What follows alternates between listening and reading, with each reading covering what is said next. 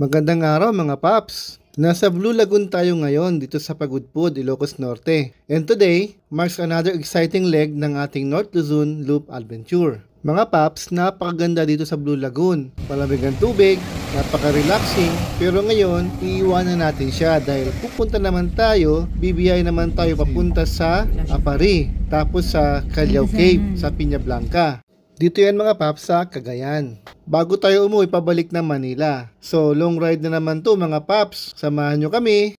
So from Pagudpud mga paps, we headed northeast papuntang Apari, Cagayan. So along the way mga paps ay maadaanan natin ang Patapat Bridge. Napakaganda ng view dito mga paps. Sobrang ganda. Bali ang ginawa natin dito, bali nag-picture lang. Then maya-maya umalis na rin kasi masyado pang malayo ang aming bibiyahihin. Ang next stop natin ay Apari. Ako nga pala yan mga paps habang nagpapalipad ng drone.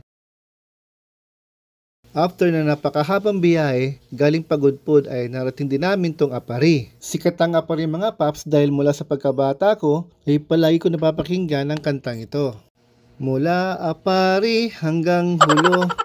Pero ngayon, finally, nakita ko na rin sa wakas ang Apari in real life. So, andito na po tayo sa Apari. Ang Apari mga paps ay coastal town. Ang town na ito ay natagpuan sa pinakabukana ng Cagayan River, ang pinakamahabang river sa buong Pilipinas. Grabe mga paps, sobrang lakas ng hangin dito. Habang binivideo ko itong video ito ay parang matatanggal sa kamay ko ang cellphone ko. So, kailangan mong hawakan ng maigi. Sobrang lalaki ng mga alon.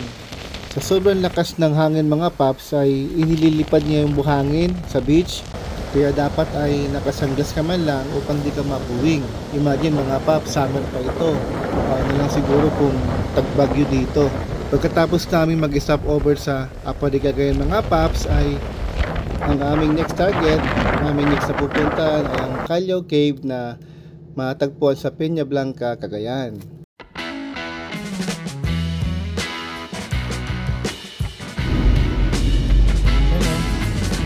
Gabor Falls.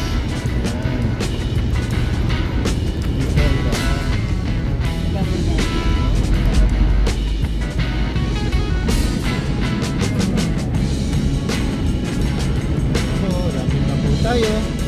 Welcome to Sierra Cave, 25 meters from Blue Deck. You arrived at your destination.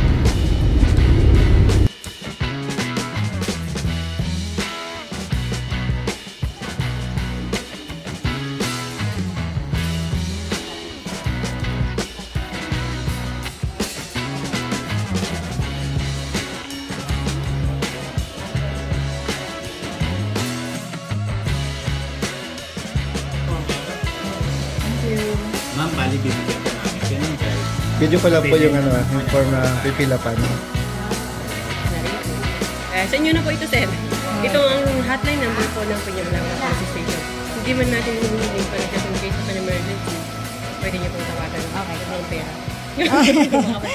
Yes, sir. Yes, okay po. Nandito na nga pala kami mga paps sa Callao Cave. Ito nga pala yung paakyat ng kuweba. At medyo nakakapagod umakyat kasi nasa 184 steps daw ito. Ito nga pala aking commander, tsaka si Bunso, si Patuts. Ito naman si Kuya Ken. At ito naman si Kuya Ome. Mga paps, mayroon palang 7 chambers ang kuweba na to. At yung pinakamalaki, ginawa nilang parang simbahan or natural cathedral. Grabe mga paps, parang ibang mundo dito sa loob ng kuweba. Napakatahimik at napakalamig din. Shoutout nga pala sa aming tour guide, si Arnold. Or kilala ko siyang Callao man. Paano po naman siya? Callao. Callao. Ito po ay yung name ng cave natin. Yung Callao. Ano yung kanyang pronunciation? Callao. Callao man.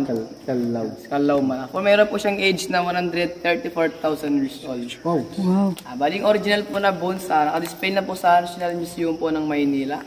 Ang mga turista po natin dyan as Calao or Callao or Callao. Pero ang totoo? Callao po yung cave. Callao. Callao yun po yung bird na nakaskay sa Callao.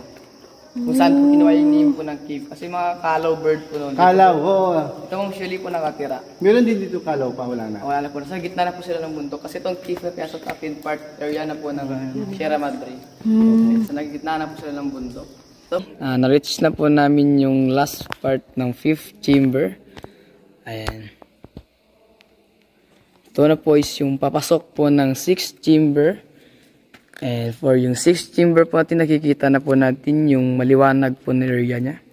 And 7th chamber po, papasok pa po siya. Yan. Ito po yung hole po ng 5 chamber. And tinatawag po na jungle. Dahil po sa pinakamalaki po na chamber. Yan. Ito na po yung skylight ng 5th chamber. Okay po. Yan. Yan na po yung floor ng 6 and 7. Let's go po. Back. Babalik na po tayo. 16 pa po.